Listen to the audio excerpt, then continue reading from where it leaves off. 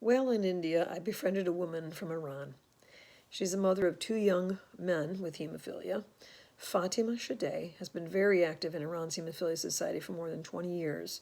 She even served as chairwoman of the board.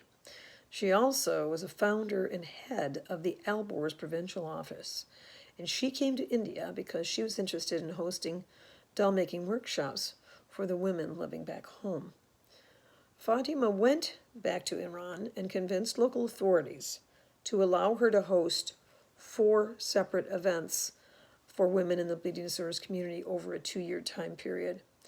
She had many women and some children participate in these workshops in Tehran, Khared City, where she lives, Awaz, and Goem. These people use their dolls to tell their stories for them in a safe and anonymous way. Below are Fatima's words about the treatment of women in the third world. These are powerful and apply to many other places around the globe as well.